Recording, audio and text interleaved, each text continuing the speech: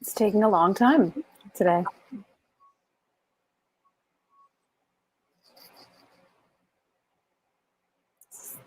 Longer than usual.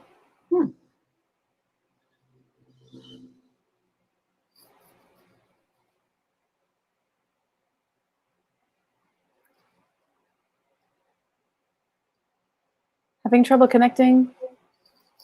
Well, here we are. Hey, everyone, and welcome to our Catalyst Spotlight with Sonja O'Hara.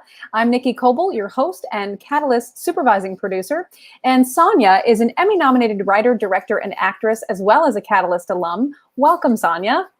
Thank you so much for having me today. You are so welcome. We're so excited to hear about your story. Let's just jump right in. Your first option deal sprang from our festival when it was known as ITV Fest. What was that like? It was a really cool experience because I was at the festival that first year, with the show, and then you come back the second year and I had a new episode of my show and I was on a panel. And afterward, I was at a party at the festival and just talking to a lot of the execs that were there. And I sort of cornered an exec and just started sort of talking his ear off a little bit about the show that I was doing and the landscape of sort of the digital TV and what they were looking for. And he slipped his card to me and was like, hey, that's actually an interesting idea. Would you like to meet up with me after the festival? And then when I was back in Los Angeles, I went and had an official pitch meeting for his whole team and then sent all of I had a deck and I had some sort of, I think I went and shot a little proof of concept for it. And I was able to use all of that to get a deal and then negotiate to be able to act, write, and direct in all 6 episodes. So it was sort of a whirlwind.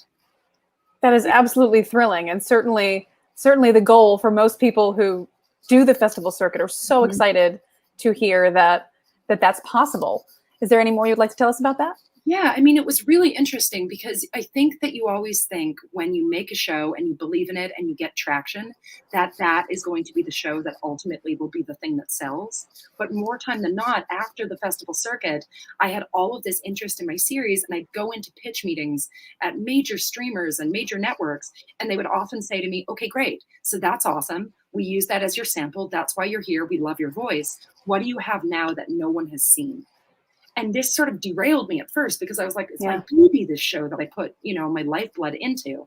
And then you start to be like, okay, great. What else do I have? And then you have a repertoire of maybe I think something like 6 shows that were some in the logline stage. Some of them I shot proof of concepts for. Some of them I had scripts. I definitely had decks for all of them. And I was ready to go with other pitches. And those were the things that ended up getting me traction. And those were the things that a couple of them went on to get deals. So it was wild.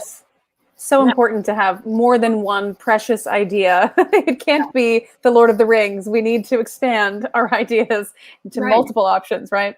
And then you end up getting traction later. It's not like you're saying goodbye to that show that got you attention. Once you get more buzz in any other area, people are still interested in that initial concept too. So you're not really saying goodbye to any of them, in my experience. Of course. That's such a smart way to look at it.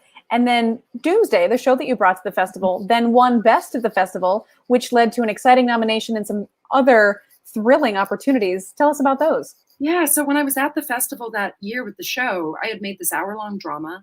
I had made it on a micro budget. It was one of those things that I didn't know people would respond to the way that it did.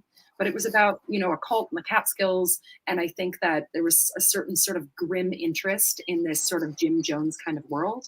And when I got to the festival, somebody pulled me aside and said that HBO wanted to meet with me. And I remember just like the hair on my arms going up because that's my ultimate goal in life, is to be the creator and showrunner of an HBO prestige drama. So I'll always remember when that happened. An amazing meeting with Kelly Edwards at the festival. And she said she was interested in the show, but she said to me, are you represented? And at the time, I wasn't. And I was like, okay, great. I'm not going to let this hurdle of not yet having agents and managers be the thing that stops me from getting my foot in the door. And when I got back to the festival that Monday, I used the traction that I got to start getting people to make referrals. And I did all kinds of crazy outreach, which they say that you can't do. But by the end of it, also, somebody had reached out from one of the major agencies while I was at the festival asking if I would come in to meet with them. I believe that was the agency ICM. And then I used that email to be able to write to the other big agencies. And by the end of it, I'd signed with William Morris Endeavor, which was my dream agency. So it was I love that. So I love that. Yeah, it sounds like, you kind of get the rolling ball of momentum going, and you can play one off the other to kind of get where you want to be. And how exciting to start off with a meeting with HBO, which was your dream, to feel like that was near and in possibility, right? the relation. Oh, we've frozen for just a moment, so we will see if we can get you back. In the meantime, if anybody has any questions for us, please feel free to drop those in the comments below, and we will get to them shortly. Can you see me now, Nikki? Yes, Yep. we can. Yes, we Okay, can. so I don't know if it was my end or yours, but I'm so glad that we're back. Okay. Where we left off, your dreams were open, the doors were opening, and everything was exciting. Was there anything further you wanted to add? Yes, I mean, two things. That show ended up getting my foot in the door to HBO. That ended up getting me to have a relationship over there. And last summer, I was able to go back and do a number of meetings with them about a totally different show that I was writing, all from the meetings that I initially had back in 2018. And then that show, I ended up just making more episodes of it. And it ended up that it got an Emmy nomination this year for Best Daytime Fiction Program, which was really surreal, because was always sort of a dream that I didn't, think could possibly happen for something I'd made on a micro budget.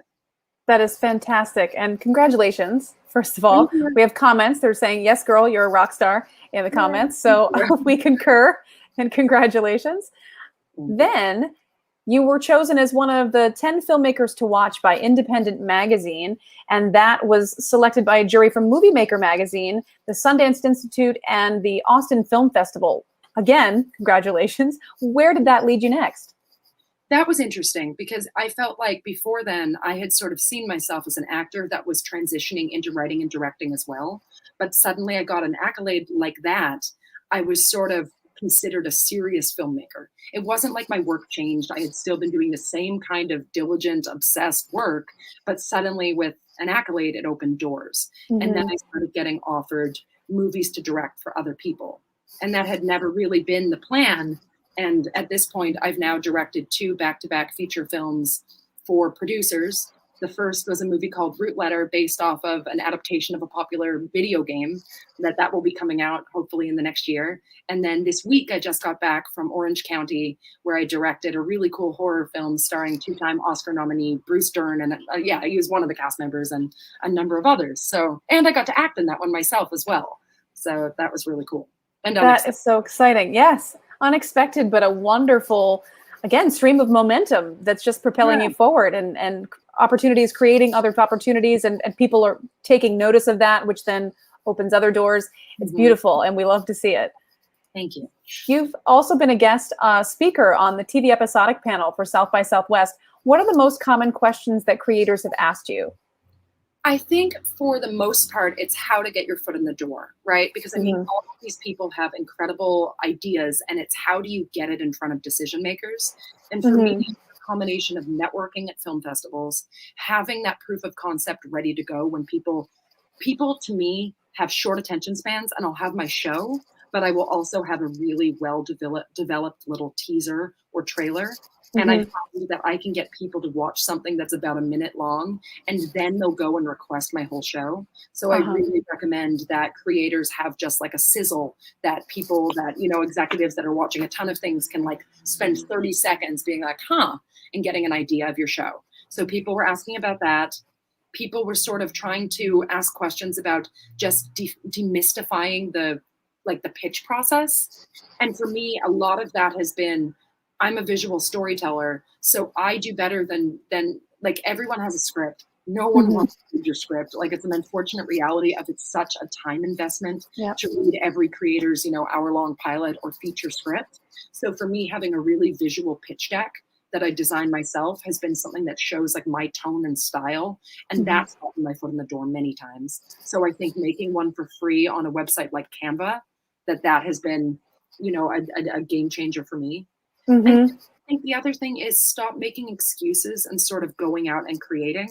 like actually making that show, like finding ways, using favors, using your friends, like not letting the limitations of budget or waiting for the ideal perfect circumstance for when your project will be greenlit.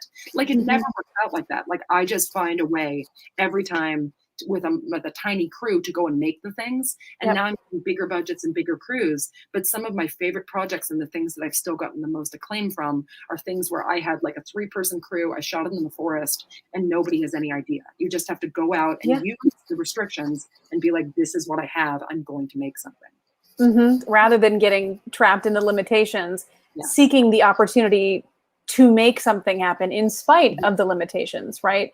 Finding a way through. And that's just so smart. Often I think people too get limited by financing and don't think that they can ask for what they need to really do it right. And if you've done the math properly, if you've got a line producer or somebody who can help you say, you must include this, this, this, and this, then you actually have a blueprint, but that money is available to you. Yes. It's just a matter of where you're looking. Yes. And even if you don't have the money, it's just amazing what we can do with friends on a weekend. You know, I mean, I think it was the Duplass brothers said, go shoot movies on weekends with friends. But I can't say enough about just during the pandemic last year, everything was shut down. I knew I wanted to make something. And I went and made this new episode of Doomsday with the few people that were in my pod. We didn't have access to go shoot in New York and the Catskills where we'd shot before. So we found a little cabin off of Airbnb in Big Bear and went and shot it. And that episode, which I think we made on like, honestly, a couple $1,000s, was the episode that got the Emmy nomination. So it's insane what you can do if you have a vision and you believe in the people around you and you let them do great work and don't get in their way. Like, I think that's a big chunk of what directing is, aligning yourself with talented people and letting them excel, you know? Absolutely. Finding the reason and not the excuse. And having the tribe that can make the thing happen. That's beautiful. Now, you just came back this week from directing a new movie. Can you tell us about that and how you initially became attached? Yes, that was a very cool experience because when I did the festival circuit a few years ago with Doomsday, at one of the festivals, I'd shown the pilot and somebody came up to me at a networking party and said like, hey, that's a really cool project. Maybe we can work together one day. He followed me on social media. Occasionally I gave him career updates. And then a few years later, he reached out and said that he had the financing to do a full feature film for a few $1 million and was able to hire me to direct it. So it was just like an insane thing of somebody tracking my career over the years. And then, and then when the time came, getting to do that job. And it has a super cool cast. It stars Shane West and Stephen Lang, who's the lead in the Don't Breathe movies and the villain in Avatar. So getting to direct people that had just come off from working with James Cameron, it was very cool and very nerve-wracking, you know, and in that one. And it was such a pleasure. And I got to play a really fun role and we got to shoot for 25 days. And it's sort of been just a joy. And now we're in post-production. That is, I keep using the word thrilling, but I am thrilled for you. I know that is just the general tone of this has been, I'm so excited for the things that are happening for you. And it really does seem to be that it's taking off in a beautiful way. Since Doomsday, how has your process evolved? Are there things you've learned to do differently? I mean, I think that when I started to have to navigate selling shows, the more that you can have contracts and deal memos made even amongst friends, I think is really critical. Because I had initially gotten a deal for Doomsday and I wasn't able to move forward with it because we didn't have a clean chain of title. And after that, I learned, okay, great. For all of my future projects, even if I'm making something with my dearest colleagues, I'm still going to get in writing who did what job, because, you know, it can be a mess later if you don't have that sort of laid out. Another thing, I think that I've probably learned that having a number of really strong samples to get your foot in the door is more important, I've found, than having the ideal pilot script that you want to go sell that show. Because when you're in the process of pitching and selling a show, the people you're collaborating with end up wanting to put in so many ideas that having something that's already pre-set exactly how it's going to be, I haven't found very helpful, because they want to know that you are going to collaborate and that their ideas are going to end up in the final mix. So I find that a pitch deck is, been the thing for me, and samples of my last, show, as opposed to like every time I'm pitching a show, I don't have a fully written script yet because it's still a work in progress. So that has been new. And then I think it's just been realizing that when you lose an opportunity or a show, like my first show, ASTRAL, I got a development deal for it. It was super exciting. I got to announce it at South by Southwest. It was really cool. And then that studio ended up closing down. And I could have been totally derailed and heartbroken, but instead the rights to that show got sold to another place. And I just used that traction I got to get me the next job. So it's just sort of rolling with the punches and knowing that it won't always go exactly how you imagine, but as long as you keep working and keep generating new ideas, you're going to still keep building a career, if that makes sense. That's excellent advice on every level. Is to frame it in a way that keeps it positive, keeps it moving forward, keeps saying, if this isn't the thing that I thought that it was, how is it a building block for something else that might come up?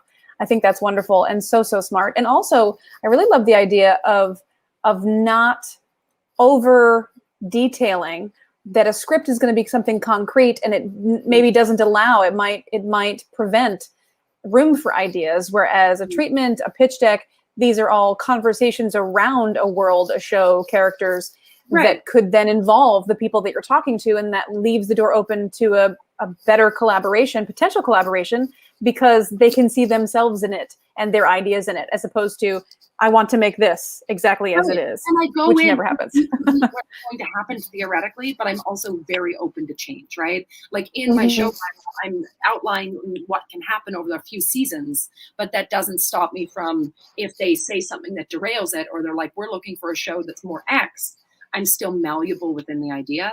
And I think people are receptive to that. So smart.